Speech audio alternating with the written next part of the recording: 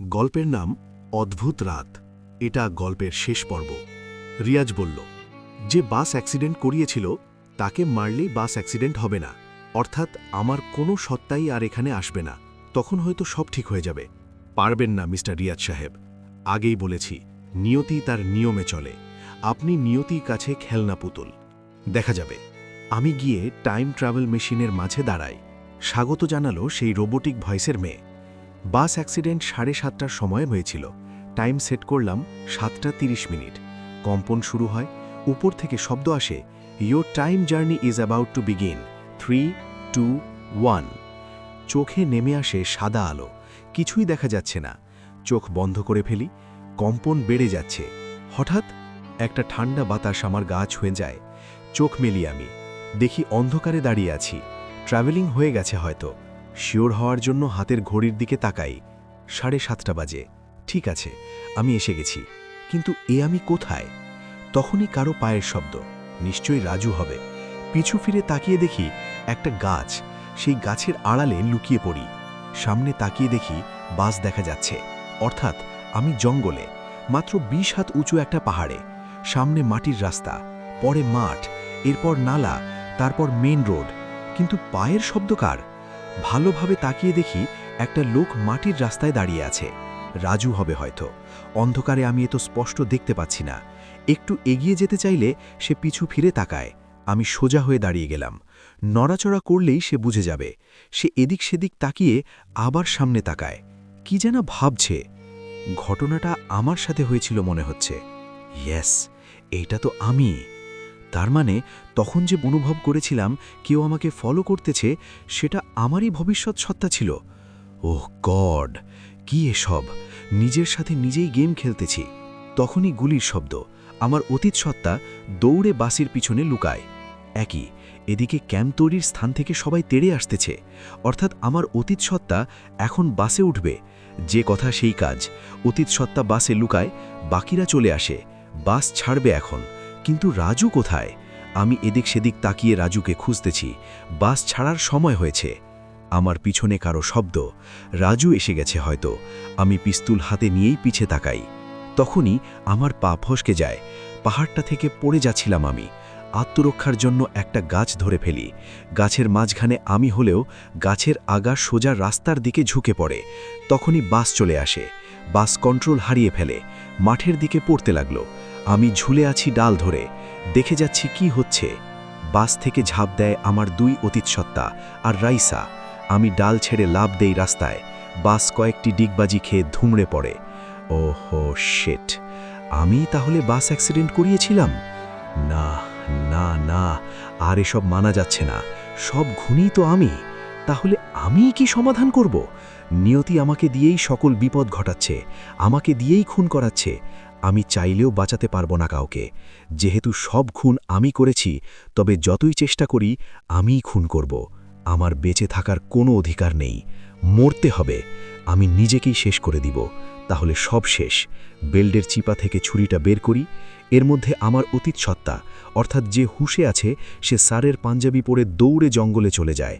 জানি সে যাবে, গুলি খাবে, এরপর ঝর্ণার পাশে যাবে, তারপর ট্রাভেল করে আমার অবস্থানে আসবে। আমাকে মূল অতীত সত্তাকে মারতে হবে, যে জ্ঞান হারিয়ে পড়ে আছে। এইটাই আসল অতীত।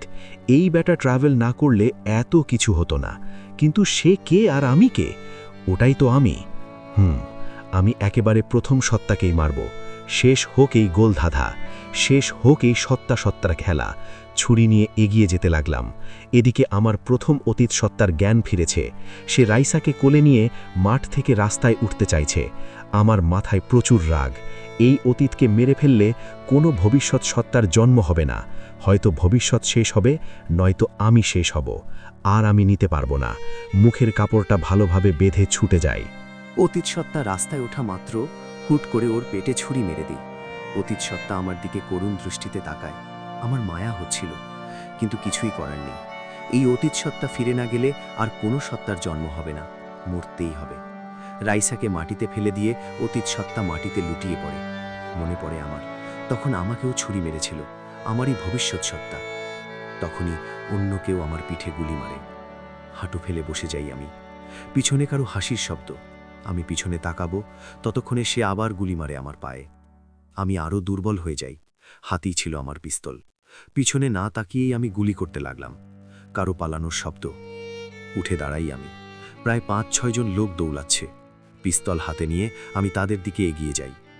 বাহুতে একটা বুলেট আমার, পিঠে একটা, আবার পায়ে একটা। প্রচুর ক্লান্ত আমি, দৌড়াতে পারছি না। ল্যাং মেরে মেরে তবুও যাচ্ছি। হঠাৎ একটা গুলির শব্দ। আমি আরও জোরে পা চালাতে থাকি। একটু এগিয়ে গিয়ে দেখি কালো গেঞ্জি আর জিন্সের প্যান্ট পরা একটা ছেলে পড়ে আছে। তখনই আরেকটা গুলির শব্দ। আমি আবার দৌড়ে যাই। সেমভাবে আরেকটা ছেলে, কালো গেঞ্জি আর জিন্সের প্যান্ট পরা। ওহ গড, এরা কারা? এদের মারতেছে কে? এদিকে আমার বহুতে বুলেটের যন্ত্রণা, পা আর পিঠ বেয়ে রক্ত ঝরতেছে। আমি আর এগিয়ে যেতে পারবো না। ছুটতে লাগলাম সেই বাড়ির দিকে। আরও ছুটছি, ছুটেই যাচ্ছি। অবশেষে পৌঁছলাম সেই মাঠ অবধি। মাঠ পেরিয়ে বাড়ির কিনারায় গিয়ে আমি ছিটকে পড়ি। আস্তে আস্তে যেতে থাকি বাড়ির দরজার দিকে। তবে হেঁটে নয়, মাটিতে ছাগলের মতো দেখা যাচ্ছে আমাকে। পাঞ্জাবিটা জঙ্গলের কাটা লেগে ছিঁড়ে গেছে। শুধু এক টুকরো সাদা কাপড় আমার ঘাড়ে। হাত আর হাঁটু দিয়ে হামাগুড়ি দিয়ে এগোচ্ছি। দরজার সামনে অবধি আসতেই কাঁচ ভাঙার শব্দ ভিতর থেকে আসছে। এদিকে আমার রক্ত বের হতে হতে জমাট বেঁধে গেছে। খুব যন্ত্রণা হচ্ছে। দরজার সিঁড়ি অবধি গিয়ে আমি হামাগুড়িও দিতে পারছি না। দরজার বাহিরে ডান পাশে শুয়ে পড়লাম। হুট করে পড়াতে একটা শব্দ হয়। এদিকে আমি শুনতে পাচ্ছি ভিতর থেকে কেউ আমার পড়ার শব্দ শুনে বলছে, লুকিয়ে লুকিয়ে কি দেখছিস শালার ভবিষ্যৎ সত্তা? সামনে আয় বেটা, কোনো অঘটন ঘটিয়ে এসেছিস বল আমাকে। কাকে খুন করেছিস এইবার? আমি হয়ে আমাকেই কেন ফাঁসাচ্ছিস? সামনে আয় বেটা। দরজার পিছনে কেন লুকিয়েছিস? সামনে আয়। আমি জানি এইটা আমারই অতীত সত্তা আমাকে বলছে, কারণ আমিও বলেছিলাম। এখন আমার এই অতীত সত্তা পিস্তল হাতে নেবে। একটু আগে কাঁচ ভাঙার শব্দটা আমিই করেছিলাম। জানালায় পিস্তল ছুঁড়ে মেরেছিলাম, তখন কাঁচ ভেঙেছিল। এখন আমার অতীত সত্তা বলেছে সে আসবে এখন দরজার বাহিরে। কিন্তু আমি তো দরজার বাহিরেই আছি। ও সময় তো আমি আমার কোনো ভবিষ্যৎ সত্তাকে দেখিনি। এখন তো আমার অতীত সত্তা আমাকে দেখে ফেলবে। নিয়তি দুরকম হলো কিভাবে? তবে কি নিয়তি বদলে যায়? আমি আমার অতীত সত্তার আসার শব্দ শুনতেছি। সে সময় আমি অনেক রাগে ছিলাম। আমার কোনো সত্তাকে ফেলে আমি মেরেই দিতাম। এখন হয়তো আমার এই অতীত সত্তা আমাকে মেরে ফেলবে। চোখ বন্ধ করে আমি শুয়ে আছি। আমার দেহে কোনো শক্তি নেই, না আছে আমার কোনো জ্ঞান। চোখ বন্ধ, শুধু আমার মস্তিষ্কে সবকিছু ঘুরপাক খাচ্ছে আর কানে আশেপাশে শব্দ আসতেছে। অতীত সত্তা চলেই এসেছে। আমি মৃত্যুর জন্য প্রস্তুতি নিলাম। তখনই আমার কানে শব্দ এলো, তুই কি আমার মতোই সময়ের জালে আটকে গেছিস? আমার মতোই গোলক ধাঁধায় ঘুরছিস? তবুও বা কি এমন? তুই তো কাউকে হারাসনি। আমি আমার সব হারিয়েছি। আমার কাছের লোকদের হারিয়েছি। কষ্ট তো আমার হবে। তুই কেন কাঁদছিস? আর সব কিছুর জন্য দায়ী এই টাইম ট্রাভেল মেশিন। শুরুটা এখান থেকেই। আজ আমি এইটা ভেঙেই ফেলব। আমি অবাক হই, চোখ মেলতে পারছি না। কোনো রকম চোখ মেলে দেখি আমার অতীত সত্তা হন হন করে রুমের ভিতর প্রবেশ করে। অতীত সত্তা সরতেই দেখি একটা বিড়াল দরজার বাম দিকে দাঁড়িয়ে আছে। লেজ দিয়ে আঘাত করতেছে দরজায়। আমি বুঝে গেলাম, তার মানে তখন আমি বিড়াল দেখে বিড়ালের সাথেই কথা বলেছি। বিড়াল তো দরজার বাম পাশে, আমি ডান দিকে। নিশ্চয়ই তখন আমার ভবিষ্যৎ সত্তা ডান দিকে শুয়েছিল। ইস, কেন আমি একটাবার ডান দিকে তাকালাম না? একবার তাকালেই তো আমি ভবিষ্যৎ সত্তাকে দেখতে পেতাম। ভবিষ্যৎ সত্তা নিশ্চয়ই আমার মতো দুর্বল আর ক্লান্ত ছিল। না পারছিল কথা বলতে, না পারছিল নড়াচড়া করতে। ইচ্ছে করলে শুধু চোখের পাতাটা খুলতে পারে, আর কিছু না। আহ, আমি কার কথাই বা বলছি? সেটাও তো আমিই ছিলাম। সব অন্ধকার হয়ে আসছে। আমার মারা যাব আমি। এক ফোঁটা শক্তি নেই। এই বিড়ালটা কেন এসেছিল তখন? বিড়ালটিও মনে হয় চায় আমি এই গোলক ধাঁধায় আটকে থাকি। না, বিড়ালকে দোষ দিয়ে কি লাভ? আমি তো এখন এমনিই মারা যাব। মাথা ফাটা, 3টে বুলেট দেহে, রক্তাক্ত ছেঁড়া কাপড়, পেটের প্রতি ইঞ্চি ইঞ্চিতে কাটা ছেঁড়া। কিন্তু আমি মারা গেলে তো সব লাশ এখানেই থাকতো। তবে কি মরব না আমি? কি হবে পরিশেষে? এই সময়ের গোলক ধাঁধা এইভাবেই চলতে থাকবে? এর শেষ কোথায়? আদৌ কি এর কোনো সমাধান আছে? কি হবে? বিড়ালটিও মনে হয় চায় আমি এই গোলক ধাঁধায় আটকিয়ে থাকি। না, বিড়ালকে দোষ দিয়ে কি লাভ? আমি তো এখন এমনিই মারা যাব। মাথা ফাটা, 3টে বুলেট দেহে, রক্তাক্ত ছেঁড়া কাপড়, পেটের প্রতি ইঞ্চি ইঞ্চিতে কাটা ছেঁড়া। কিন্তু আমি মারা গেলে তো সব লাশ এখানেই থাকত। তবে কি মরব না আমি? কি হবে পরিশেষে? এই সময়ের গোলকধাঁধা এইভাবেই চলতে থাকবে? এর শেষ কোথায়? অদৌ কি এর কোনো সমাধান আছে? কি হবে? না, আমি আর পারছি না। শুয়ে আছি। জঙ্গলে আমার সব সত্ত্বরা যুদ্ধ করে যাচ্ছে। কেউ কাঁদছে, কেউ ভাবছে। আমি পড়ে আছি অসহায়ের মতো। নিজেকে চিনতে পারি না। কে আমি? আমার পরিচয় কি? সবখানে আমার একটা করে সত্তা আছে। সবাই তাকেই চেনে। তাহলে আমিটা কে? আমি আসলেই কে? আমার জগৎ কোনটা? তখনই পাশে থাকা বিড়ালটা আমার কাছে আসে। আমি অনুভব করতে পাচ্ছি সে আমার কাঁধে থাকা ছেঁড়া কাপড়টা মুখ দিয়ে টেনে নেয়। আমার দেহ থেকে পাঞ্জাবিটা আলাদা করে নিয়ে চলে যায়। এরপর আর কিছুই মনে নেই। কেমন অনুভব হচ্ছে? কথাটা কানে আসতেই চোখ মেলে তাকাই। চোখের পাতাও প্রচুর যন্ত্রণা দিচ্ছে। চোখ মেলে দেখি চারপাশে ঘোল। ধীরে ধীরে ঝাপসা থেকে ক্লিয়ার হয় সব। দরাজ সাহেব সহ বাকিরা আমার দিকে তাকিয়ে আছে। আমি কেবিলে শুয়ে আছি। উনারা আমার দিকে অদ্ভুতভাবে তাকিয়ে আছে, যেন কোনো জন্তু দেখছে তারা। আমি উঠতে চাইলে দরাজ আমাকে বাধা দেয়। সে বলল, কেমন অনুভব করছেন? মোটামুটি। বুলেট সব বের করা হয়েছে, সেলাই করে দিয়েছি, আর মাথার সেলাইটাও করেছি। কিছু ওষুধ দিয়েছি যা আপনার ক্ষতস্থান দ্রুত ঠিক করবে। কিন্তু আপনারা তো বাধা ছিলেন, আমাকে কি করে আনলেন? যে বিড়ালটি দেখছেন, এইটা আমাদের পোষা বিড়াল। আপনার ছেঁড়া পাঞ্জাবি আমাদের কাছে নিয়ে আসে। আমি বুঝতে পারি আপনি আশেপাশেই আছেন, তাই ইচ্ছে করেই চেয়ার ভেঙে ফেলি। আপনি চাইলেই তো পালিয়ে যেতে পারতেন। প্রথমেই আমরা পালিয়ে যেতে পারতাম। আপনার সমস্যাগুলো আমাদের কাছে একটা গল্পের মতো। যত দেখছি তত ভালো লাগছে। রহস্যের সাথে খেলা করতে জীবনেও কাউকে দেখিনি, আর আপনি সময়ের সাথেই খেলে যাচ্ছেন। সিরিয়াসলি, আমরা জানতে আগ্রহী পরবর্তী সময় কি হয়েছে। দরাজের কথা শুনে আমার রাগ ওঠে। আমি এত বিপদের মাঝ থেকে বেরিয়ে আসতে চাইছি, কিন্তু ঘুরে ফিরে সেই বিপদেই পড়ছি। আর এরা মজা নেয়। দেহের ব্যথার দিকে আর তাকালাম না। সোজা টেবিল থেকে উঠে দরাজের গলা চেপে ধরি। এরপর জোরে নিক্ষেপ করি ফ্লোরে। বাকি দুজনকে মারতে আসলে আমি দুজনের মুখে আঘাত করে বসি। আরেকজনের পেটে লাথি মেরেই ফ্লোরে ফেলে দেই। এরপর আবার চেয়ারগুলো সাজিয়ে এদের ধরে ধরে নিজের হাতে বেঁধে ফেলি। আমার গায়ে গেঞ্জি নেই, সেলাই করা স্থানগুলো থেকে রক্ত ঝরতেছে তা স্পষ্ট বুঝতে পারছি। কিন্তু কিছুই করার নেই। এরা আমার বিপদ দেখে মজা নিচ্ছে। এদের শাস্তি হওয়াই উচিত। তখনই দরাজ বলল, আমার পুরো কথা না শুনেই রেগে গেলেন? আপনার কথা মতো রাত ৩টেয় আপনি এখানে এসেছিলেন, আর আমাদের বাধা দেখেছেন। এইবার আপনি বলুন, আমরা হাজার চাইলেও কি পালাতে পারতাম? ভবিষ্যৎ অনুযায়ী রাত ৩টেয় আমরা এখানেই থাকব। তাদের কথা শুনে নিজেকে বোকা মনে হচ্ছে। আসলেই তো, ভবিষ্যৎ তো কখনো বদলায় না। আমি তাও ওদের কথায় কান দিলাম না। আমার সাথীরা মরে গেছে, তারা মরার কথা। ভবিষ্যৎ কেউ বদলাতে পারবে না। কিন্তু আমি এই সময়ের জাল থেকে কিভাবে বের হব? প্রশ্ন করলাম দরাজকে। ঠিক আছে, আমি মেনে নিচ্ছি আমার ভুল। আমি ট্র্যাভেল করে ভুল করেছি। আমার রাইসা মারবেই, সবাই মরবে। আমি বেঁচেছিলাম, কিন্তু এইসব তো এই সত্তার জন্যই হয়েছে, তাই না? কোনো সত্তাই জন্ম না হলে এত খুন হতো না। আমি কিভাবে সব সত্তাদের আটকাবো বলুন? সব সত্তা আটকালে রাজু নামের ছেলেটা তো আপনাকে অ্যাটাক করবে। এখন তো আমি সবই জানি। রাজু কিছু করতে পারবে না, আমি ম্যানেজ করে নেব। আপনি বলুন, সব সত্তা আটকাবো কিভাবে? আমার জানা নেই। সময় তার নিয়মে চলে। এই কথা আপনার মুখে মানায় না মিস্টার দরাজ সাহেব। সময় তার নিয়মেই যদি চলত, তবে আপনার এই ট্র্যাভেল মেশিন কেন সময়কে হার মানালো? এই টাইম ট্র্যাভেল মেশিন কেন অতীত, বর্তমান আর ভবিষ্যৎ বদলায়? এই মেশিন কেন সময় আটকায়? এই মেশিন কেন সময়কে আগে নিয়ে যায়? আপনার এই মেশিন আবিষ্কার না হলে এত সত্তা, খুন কিছুই হতো না। অর্থাৎ এইটাই বোঝা যায়, আপনি চাইলেই সব সত্তাকে আটকাতে পারেন, কারণ নিয়তি এখন আর তার নিয়মে নয়, আপনার নিয়মে চলতেছে। I am right, mister Daraj? আমার প্রশ্ন শুনে দরাজ সাহেব চুপ হয়ে যায়। আমি আবার ধমক দেওয়ায় দরাজ সাহেব বললেন, ঠিক বলেছেন। সময় এখন আমার নিয়মে চলতেছে। এই সব কিছুর মূল কারণ আমি সময়কে আমার হাতের কবজায় এনেছি। জানতে চান কেন এমন করেছি? বলুন। তখন আমি ছোট ছিলাম, যখন ভাবতাম এমন কিছু আমি একদিন বানাবো যা সারা বিশ্বের কাছে এক অদ্ভুত আর রহস্যময় মনে হবে। মানুষ আমার আবিষ্কারকে যতটা ভয় পাবে ততটা পছন্দ করবে, ঘরের বউয়ের মতো। কিন্তু আমি ভেবে পেতাম না আসলে কি বানানো যায়। এরপর একটা কলম আবিষ্কার করি। তখন আমার 16 বছর বয়স। কলমটা দিয়ে মানুষ সামনে থাকা যে কোনো বস্তুর পিছনের অংশ দেখতে পাবে, অর্থাৎ দেয়ালের এপাশ থেকে ওপাশের সব দেখা যাবে। ক্যামেরা থাকবে মানুষের চশমায় আর কলম থাকবে হাতে, পকেটে।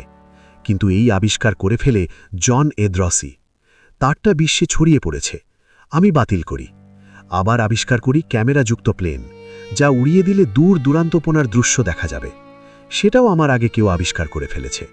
এরপর জেদ ধরে আমি চিন্তা করি টাইম ট্রাভেল মেশিন বানাবো, যেটা দিয়ে অতীত ভবিষ্যৎ পাড়ি দেওয়া যায়। সময়কে গোলাম বানাবো। অনেক পড়াশোনা করি আমি। প্যারানর্মাল থেকে শুরু করে সায়েন্সের মূল গ্রন্থ পড়ি। এই টাইম ট্রাভেল মেশিন বানানোর প্রক্রিয়া আমি গত 15 বছর থেকে সংগ্রহ করি। এখন আমার বয়স 41। আমি অবশেষে পেরেছি। কিন্তু কষ্টের বিষয় হচ্ছে, আমি এত ভেবে এই প্রজেক্টের ব্যাপারে যেই ল্যাবেই বলতাম, তারা হাসিয়ে উড়িয়ে দিত। শত শত সায়েন্টিস্ট আমাকে পাগল ভেবেছে। কেউ কেউ সাইকো ভেবে বসে আছে। আমাকে কেউ সুযোগ দিচ্ছিল না এই মেশিন আবিষ্কার করার। আজ যদি কোনো ভালো ল্যাবে এই মেশিন বানানো হতো, তবে এই মেশিনে কারো প্রাণ যেত না, আর না হতো কারো বিপদ। নিয়ম প্রক্রিয়া অনেক আছে, যা অবলম্বন করতে পারলে বিপদগ্রস্ত হবে না কেউ। কিন্তু না, আমার কথা শুনেইনি কেউ। পাগল ভেবে আমায় অপমান করেছে। আমি যে ল্যাবে জব করতাম, সেই ল্যাব থেকেও আমায় বাতিল করেছে। তাই জেদ ধরে এই জঙ্গলে আসি। এরা আমার বন্ধু। ওরা সহ শুরু করি আর মেশিন তৈরি করি। কিন্তু আমাদের পরীক্ষা করার আগেই আপনি আসলেন, আর শুরু হয়ে গেছে ঝামেলা। আমরা এখন এইটাই জানি না আপনি কোন সময় থেকে এসেছেন। তবে আপনি একজন সত্তা। কোনো সত্তা যদি কখনো অতীত বা ভবিষ্যৎ বদলাতে চায়, তবে সে আটকে যায় সময়ের গোলকধাঁধায়। আমি সময়কে আমার গোলাম বানিয়েছি ঠিকই, কিন্তু এইটাও একটা নিয়তি। আমার ভবিষ্যৎ এমনই ছিল। এই মেশিন তৈরি হওয়ার কথা ছিলই, তাই হয়েছে। পরিশেষে একটাই, সময়কে কেউ হার মানাতে পারে না। নিয়তি তার নিয়মেই চলে। আমরা নিয়তির গোলাম। আমি আমার অবস্থানে কোনোভাবেই ফিরে যেতে পারবো না, কোনোভাবেই না। না, কারণ আপনি রাত 3টেই এখানে এসেছিলেন। অর্থাৎ আপনার কাছে সেটা অতীত হলেও আমাদের কাছে ভবিষ্যৎ। ভবিষ্যৎ যেহেতু আপনি জানেন, তবে ওরকমই হবে। 3টের পরে আপনি অতীতে চলে এসেছেন, তাই আটকে গেছেন। 3টের পরে কি হয়েছিল, সেটাই এই গোলকধাঁধার মূল গল্প। 3টেই যখন আপনি এসেছিলেন, তখন আপনার ভবিষ্যৎ সত্তা নিশ্চয়ই আশেপাশে ছিল। তার কি হয়েছে, সে এখন কোথায় আছে, সেটা জানতে হবে। অপেক্ষা করতে হবে আপনাকে। আমি এত কিছু না করে সোজা ট্র্যাভেল করে চলে যাই, তাহলেই তো হয়। তখন আপনার আরেকটা সত্তা তৈরি হবে, ঝামেলা আরও বাড়বে। না, আমি আর পারছি না। আমি রাইসাকে বাঁচাতে চাই। প্লিজ কিছু করুন। তাকে নিয়ে আমি ভবিষ্যতে চলে যাব। কেউ আমাদের চিনবে না। নিজেদের মতো নতুন জীবন সাজাবো। ওয়েট, রাইসা তো এখনো মরেনি।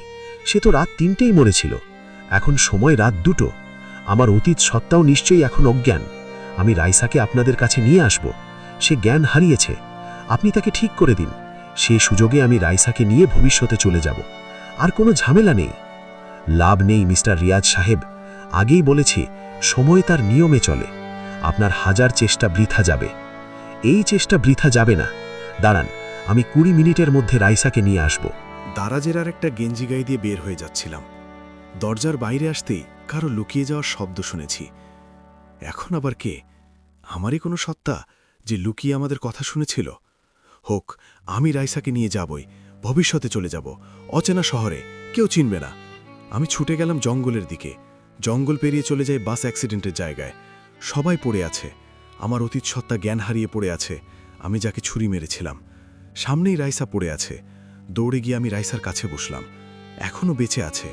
কোলে তুলে আনতে চাচ্ছিলাম, তখনই আমার ক্ষতস্থানগুলো ব্যথা করে উঠল। তাই কোলে না নিয়ে রাইসার হাতের নিচে 2 হাত ঢুকালাম। এরপর দাঁড় করিয়ে টেনে টেনে নিয়ে যাচ্ছি। সময় হাতে খুবই কম। জঙ্গলের কাছাকাছি চলে এসেছি। ঝোপঝাড় অতিক্রম করে জঙ্গলের ভিতর যেতে একটা ছেলে আমাকে ঝরিয়ে ধরে। আমি পড়ে যাই মাটিতে। ছেলেটিও আমার উপর উঠে বসে। এদিকে আমার ক্ষতস্থানগুলো যন্ত্রণা দিচ্ছে। আমি ছেলেটিকে ধরে মাটিতে ফেলে দিলাম। ছেলেটি হুট করে আমার মাথায় আঘাত করে, শক্ত কোনো বস্তু দিয়ে। আমার সেলাইয়ের উপর পড়ে আঘাত। ব্যথা আর সহ্য করতে পারেনি, তাই ছেলেটিকে ছেড়ে দৌড়ে চলে যায় একটা গাছের আড়ালে। ছেলেটি আমার রাইসাকে ছুঁতে চাচ্ছিল। আমি রাগেন আর না ভেগে পাশ থেকে একটা লাঠি হাতে নিয়ে ছেলেটির দিকে এগিয়ে যাই। অন্ধকারে ছেলেটিকে ঠিকমতো দেখিনি আমি। পিঠে লাঠি ঢকিয়ে দিতে যাচ্ছিলাম, ছেলেটি সরে যায়। লাঠির মাথা ঢুকে যায় রাইসার গলায়। সাথে সাথে পাশে থাকা ছেলেটি জোরে এক চিৎকার দেয়। গলার স্বরটা চেনা চেনা। ও শিট, এই তো আমি। আর কিছু না ভেবে দিলাম দৌড়। অতীত সত্তা আমার পিছু নিবে না আমি জানি, তখন আমিও নেইনি। তার মানে আমার রাইসার খুনিও আমি। ভাবছি আর দৌড়াচ্ছি, চোখ দিয়ে পানি ঝরছে। আমি হেরে যাচ্ছি বারবার। সময় আমাকে নিয়ে খেলছে। হার আমি মানছি না। রাইসাকে নিয়ে আমি ভবিষ্যতে যাবই। দৌড়ে আবার গেলাম সেই বাড়িতে। দারাজ শখ সবাই আমাকে দেখে হাসছে। আমি হেরে গেছি, এটা ওদের কাছে খুশি মনে হচ্ছে। দৌড়ে গিয়ে দারাজকে এক চড় মেরেছি। দারাজ চুপ হয়ে যায়। আমি রাগের মধ্যে বললাম, হাসি পাচ্ছে? এই হাসি বেশিক্ষণের জন্য না। আমি রাইসাকে নিয়ে ভবিষ্যতে যাবই। যখন আমি আমার অতীত সত্তাকে ছুরি মেরে পালিয়েছি, তখনই রাইসা জ্ঞান হারিয়েছে। আমি অতীতে গিয়ে রাইসাকে সেই অবস্থায় নিয়ে আসব। তখন আর আমার অতীত সত্তা আমাকে অ্যাটাক করবে না। অর্থাৎ নিয়তি এইবার বদলাতে যাচ্ছে। আমি সোজা গিয়ে টাইম ট্রাভেল মেশিনে উঠে দাঁড়ালাম। ডান পাশের লোহায় স্পর্শ করি। ফাইল এলো সামনে। আমি আমার অতীত সত্তাকে ছুরি মেরেছি 10টার দিকে। টাইম সেট করি 10টা। উপর থেকে শব্দ এলো, Your time journey is about to begin. 3, 2, 1. কম্পন শুরু হয়। চোখে সাদা দেখি। চোখ ক্লিয়ার হতেই দেখি আমি জঙ্গলে। সামনে কেউ একজন দাঁড়িয়ে আছে, অন্যদিকে মুখ করে। আমি লুকাতে চাইলেই সে টের পেয়ে যায়।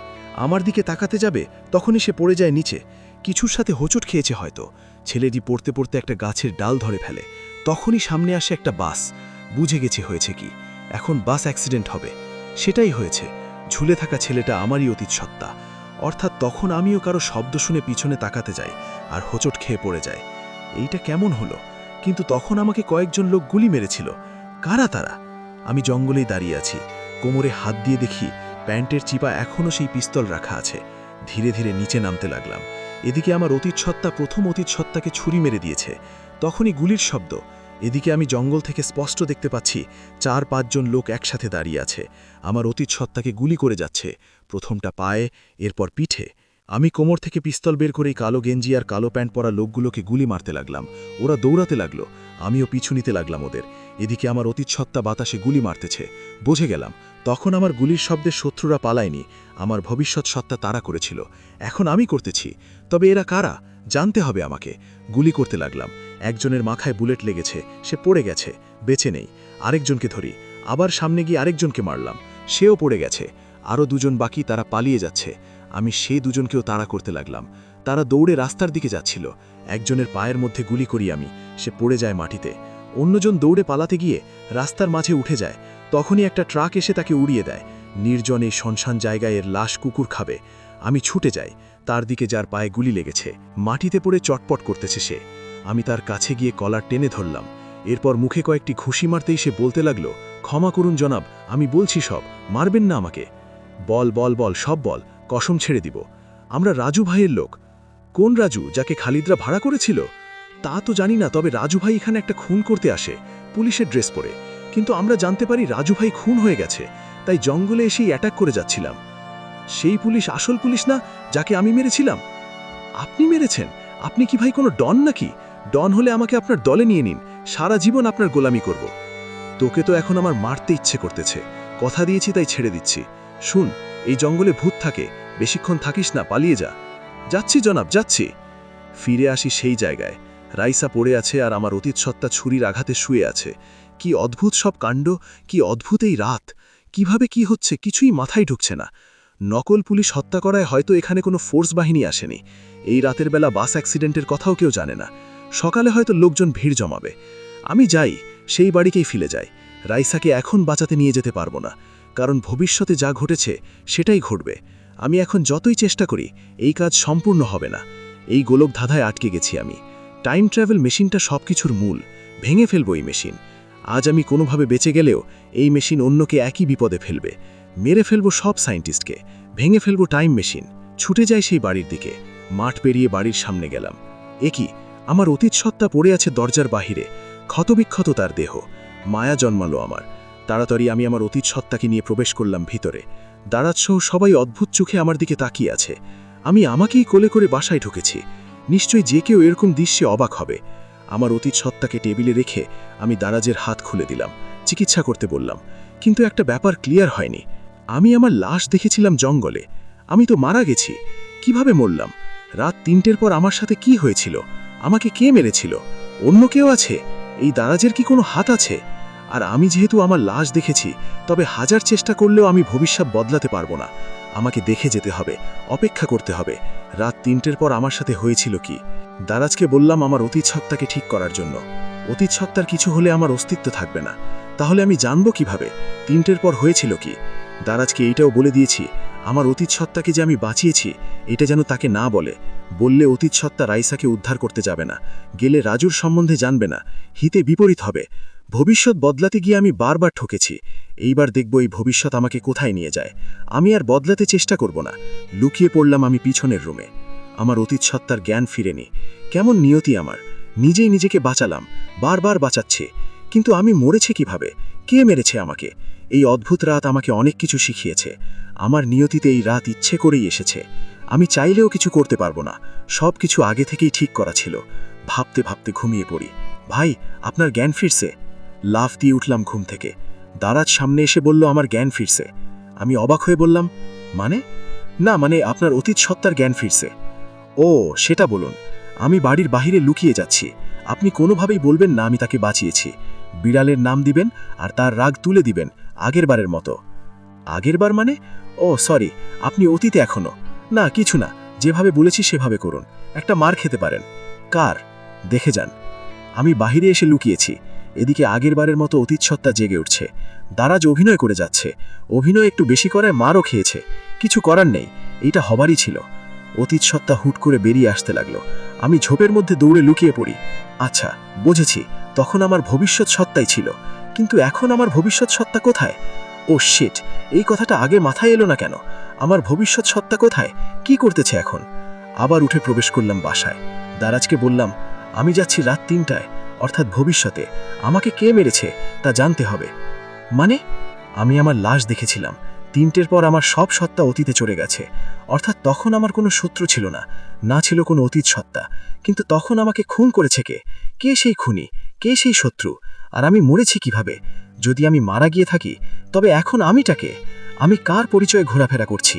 আমি যদি মারা গিয়ে থাকি, তবে আমার এত সত্তা এলো কোথা থেকে? এখন তো মনে হচ্ছে আমি কোনো জীবিত মানুষ না, একজন মৃত ব্যক্তি আমি। কিন্তু কিভাবে? কি বলছেন কিছুই মগজে ঢুকছে না। সেটাই, আমি যদি মারা গিয়ে থাকি, তবে আমি ঘোরাঘেরা করছি কিভাবে? আর আমাকে মেরেছে কে?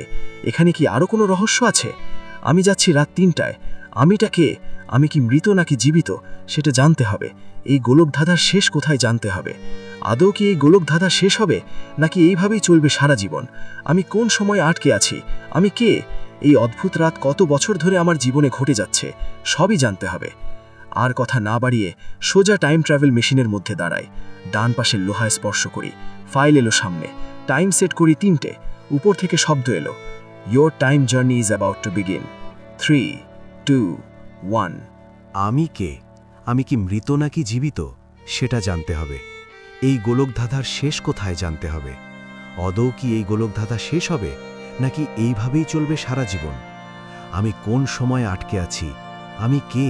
এই অদ্ভুত রাত কত বছর ধরে আমার জীবনে ঘটে যাচ্ছে, সবই জানতে হবে। আর কথা না বাড়িয়ে সোজা টাইম ট্রাভেল মেশিনের মধ্যে দাঁড়াই। ডান পাশের লোহা স্পর্শ করি। ফাইল এলো সামনে। টাইম সেট করি ৩টে। উপর থেকে শব্দ এলো, your time journey is about to begin. 3, 2, 1। চোখে ঝাপসা দেখতে লাগলাম। সাদা আলোয় সব সাদা বানিয়ে দিয়েছে। সব স্পষ্ট হতেই দেখি আমি জঙ্গলে। কিন্তু এই মেশিন আমায় কোথায় নিয়ে এসেছে? চারপাশে তাকিয়ে দেখলাম, কোনো সাড়া শব্দ নেই। কানের পাশে ঝর্ণার শব্দ ভেসে আসছে। ঝর্ণার আশেপাশে নাকি আমি? একটু হেঁটে সামনে যেতেই কারো দৌড়ে পালানোর শব্দ এলো পিছন থেকে। আমি ঝোপের মাঝে লুকিয়ে পড়ি। অন্ধকারে তেমন ভালো দেখছি না, তবে কারো হাঁটাহাঁটির শব্দ আসতেছে। এরই মাঝে কারো চিৎকার দেওয়ার শব্দ। আমি কান খাড়া করে শুনলাম। চিৎকারের শব্দ কানে আসার পর আবার কারো দৌড়াদৌড়ির শব্দ। বুঝতে পারছি না কি হচ্ছে। আমি লুকিয়ে লুকিয়ে চারপাশে তাকাচ্ছি। চোখে কিছুই পড়ে না, কিন্তু শব্দগুলা শুনতেছি।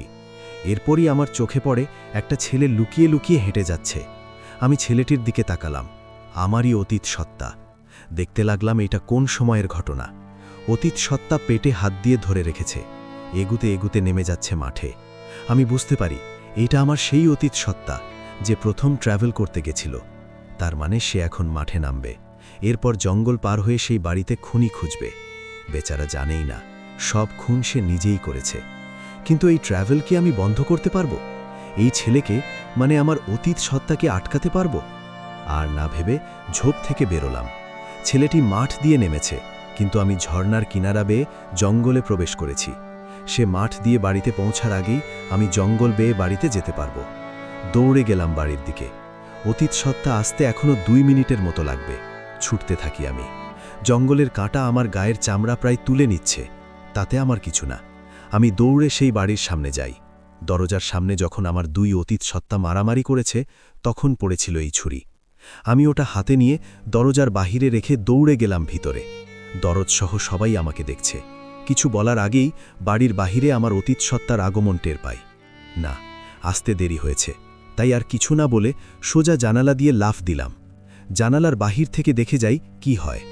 অতীত সত্তা বাড়িতে ঢুকেই দরজকে বলল, কে আপনারা? এখানে কে বেঁধে রেখেছে? আপনি কি অভিনয় করতেছেন? মানে? আমাদের হাত খুলুন আর চলে যান এখান থেকে। এই, আমি কি এখানে নাচতে এসেছি? আমাদের সঙ্গীদের খুনি এই বাড়িতে ঢুকেছে। বল কোথায় সে, নয়তো তোদের শেষ করব। ভাই, দয়া করে নাটক বন্ধ করুন। আপনিই আমাদের বেঁধেছেন, আর আপনিই বলছেন আমরা কে? কুত্তার বাচ্চা, ফাজলামো করিস আমার সাথে? ঠিক আগের মতোই অতীত সত্তা দৌড়ে গিয়ে লাথি মারল একজনকে। তখন পাশের জন বলল, মিস্টার রিয়াজ সাহেব, শান্ত হন, আমি বলছি সব। দরজের মুখে নিজের নাম শুনে অতীত সত্তা অবাক হয়।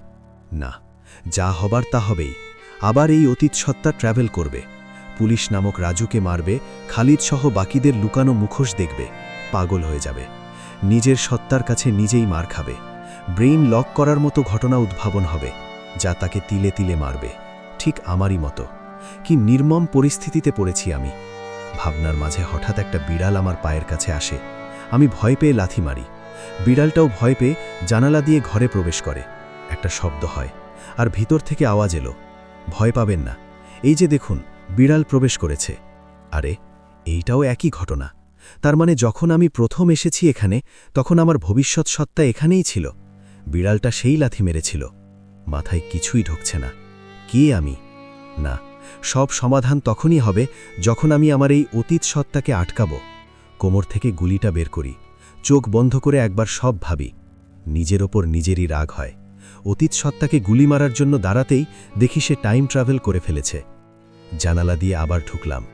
দরজ বলল, আমি সত্যিই কনফিউজড হয়ে যাই, কে রিয়াজ আর কে রিয়াজ। ধুর, কি বলি? কোনটা আমাদের সাথে হাত মিলিয়ে আছে আর কে হাত মিলিয়ে নেই? না, সবাই তো হাত মেলাচ্ছে। আরে দাঁড়ান, পাগল হয়ে গেলেন নাকি? সব রিয়াজই আমি, সব সত্তাই আমি, আমিই সব। আমার পিছন 10 সত্তা এলেও সবই রিয়েল, সবই আমি। এখন কথা শুনুন, বলুন। যতটুকু বুঝলাম, আমার অতীত সত্তাকে বাস অ্যাক্সিডেন্টের পর ছুরি না মারলে এত কিছু হতো না। রিয়াজ সাহেব, আপনি আবার কোনো অঘটন করার চেষ্টা করতেছেন। আমি কিছু কিছু বুঝতে পেরেছি।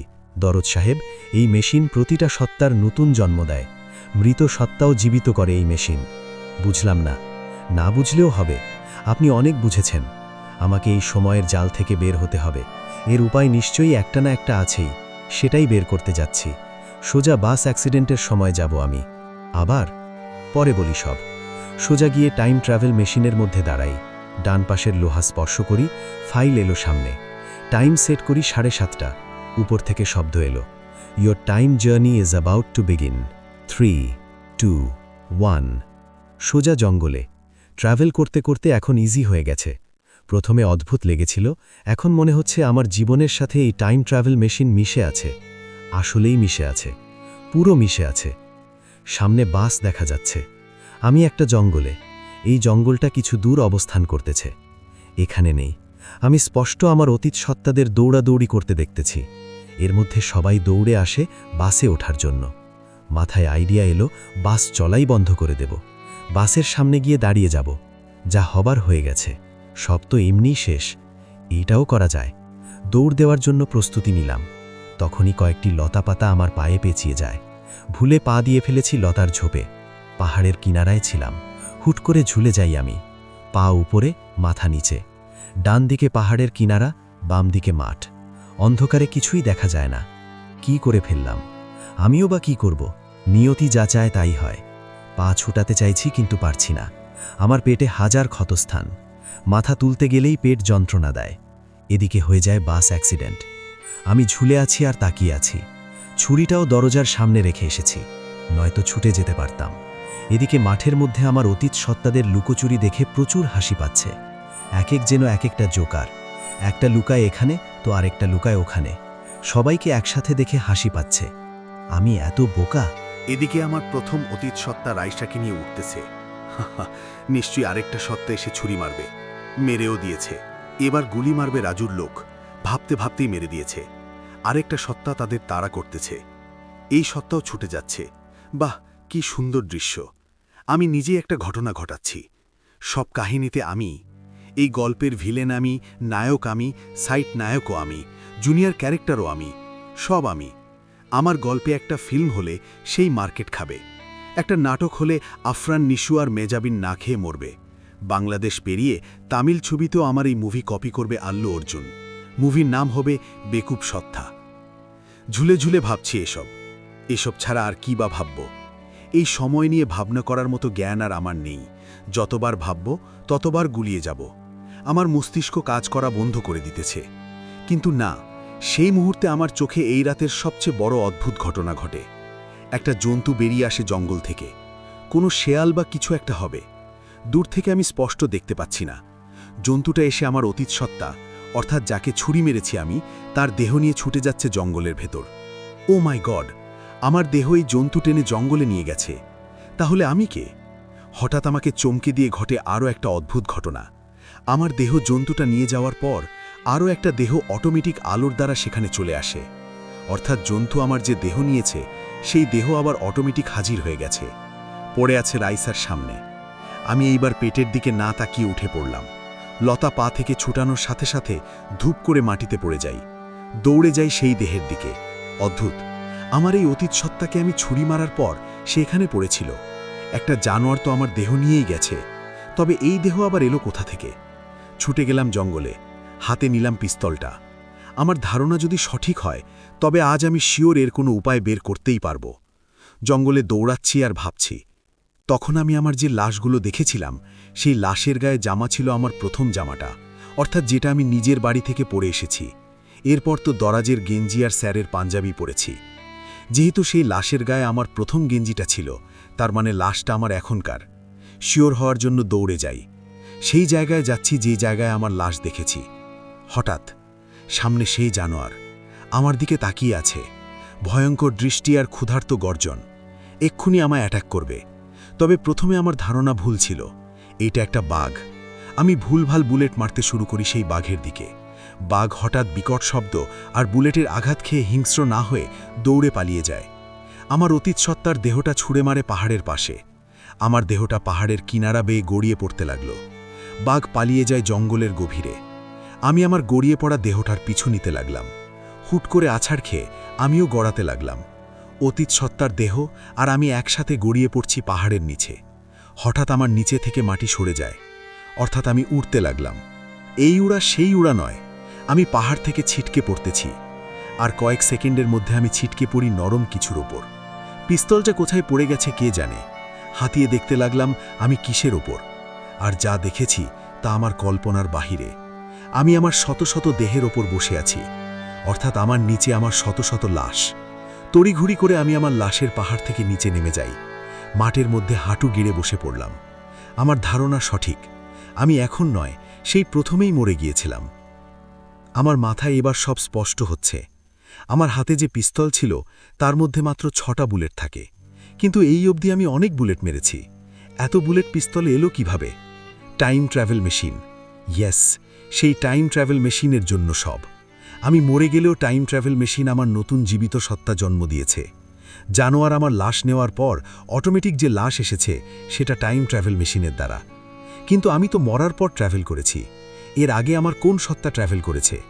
মনে পড়ে দরাজের কথা। নিয়তি তার নিয়মে চলে।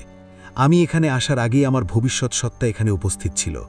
এই রাত পৃথিবী শুরু হওয়ার পর থেকেই চলতেছে। এই রাতের মুখোমুখি আমি নয়, আমার সকল ভবিষ্যৎ সত্তা হাজার হাজার বছর ধরে করে আসতেছে। আমার সকল অতীত সত্তা করে যাবে। এই রাত চলতেই থাকবে। কেউ আটকাতে পারবে না। আমি মরলেও মরতে পারবো না। আমার এক দেহ মরলেও অন্য সত্তা যখনই ট্র্যাভেল করবে তখনই আমার নতুন সত্তা জন্ম নিবে। আমি আটকে গেছি। এই সময়ের জালে আমি পুরোপুরি আটকে গেছি। আমার সব লাশ এখানে জমা, সব সত্তা জঙ্গলে, আমি এখানে। এর মানে আমার মৃত্যু নেই। সব কিছুর জন্য দায়ী সেই টাইম ট্র্যাভেল মেশিন। ছুটতে লাগলাম সেই বাড়ির দিকে। রাগ, আক্ষেপ আর বেঁচে থেকেও নিজের মৃত্যুর ভাবনা নিয়ে ছুটছি। সেই বাড়িতে গিয়ে দেখি দরাজসহ সবাই বাধা। আমি কিছু না বলেই টেবিলের দিকে যাই। দরাজসহ আমাকে দেখে অবাক দৃষ্টিতে তাকিয়ে আছে। আমি টেবিল থেকে একটা লোহার দণ্ড নিয়ে মেশিনে আঘাত করতে লাগলাম। দরাজ চিৎকার দিয়ে ডাকছে আমাকে। আমি শুনি না দরাজের চিৎকার। এই মেশিন আমার আগেই ভাঙা উচিত ছিল। আমি পেটাতে পেটাতে মেশিনের দুই পাশের লোহাগুলো ভেঙে ফেললাম।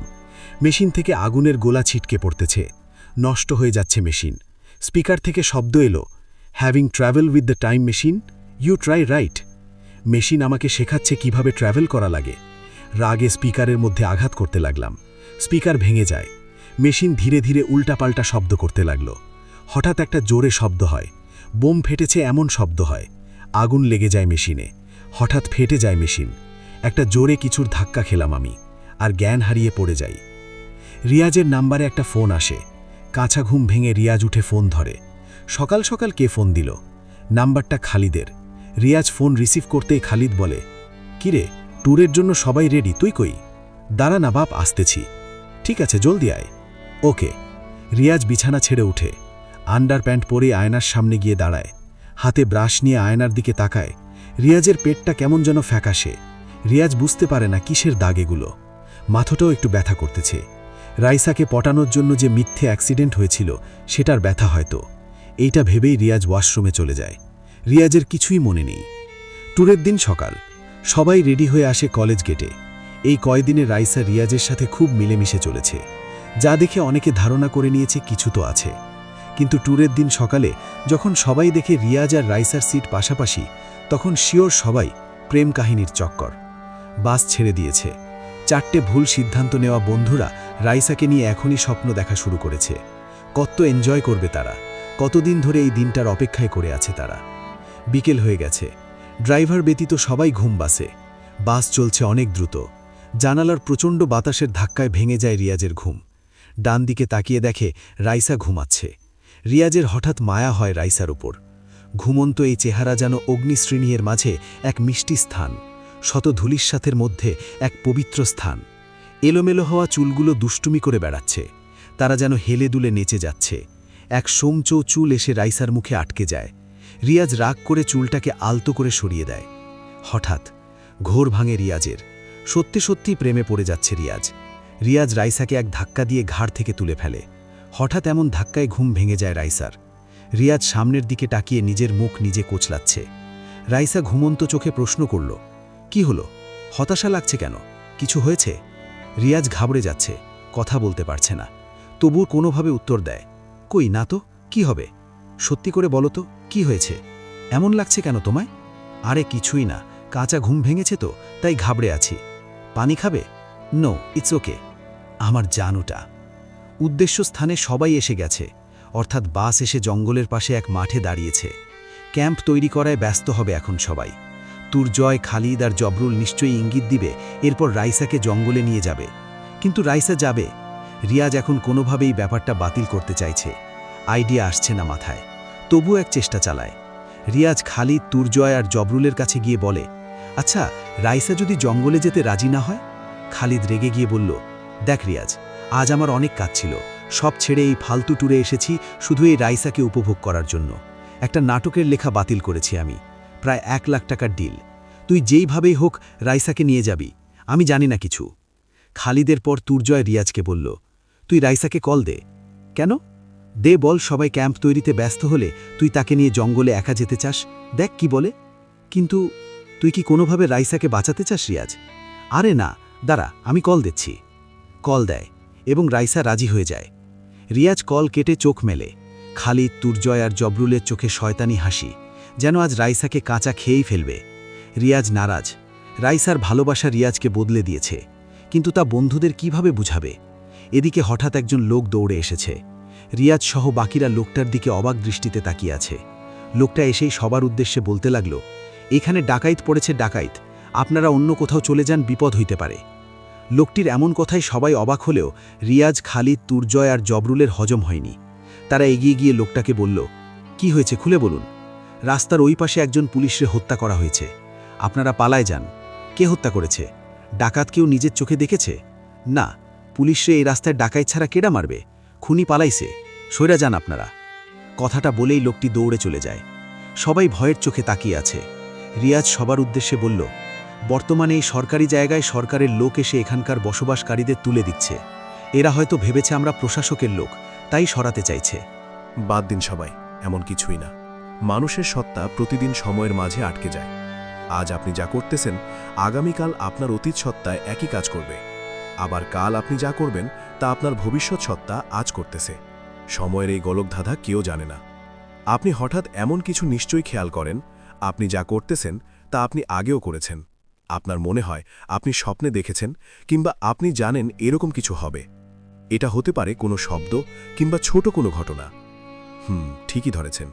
আপনার ভবিষ্যৎ সত্তা যা করেছে তা যখন আপনি করেন তখন আপনি অতীত সত্তা, আর আপনার ভবিষ্যৎ সত্তার কিছু কিছু ঘটনা মনে পড়ে যায়। আবার আগামীকাল আপনারই অতীত সত্তা এই কাজটাই করবে। নিয়তি তার নিয়মেই চলে। আমরা যত চেষ্টাই করি নিয়তিকে হার মানাতে পারব। সময় থেমে থাকে না। টাইম ট্রাভেল মেশিনও পারে না সময় আটকাতে। যে ট্রাভেল করবে সে আটকে যাবে, গুলিয়ে যাবে হাজারো সত্তার ভিড়ে, হারিয়ে ফেলবে নিজেকে। প্রশ্ন করবে নিজেকে, আমি কি জীবিত? এমন ঘটনা যেন কারো সাথেই না হয়, কারো জীবনেই যেন না আসে। এমন অদ্ভুত রাত।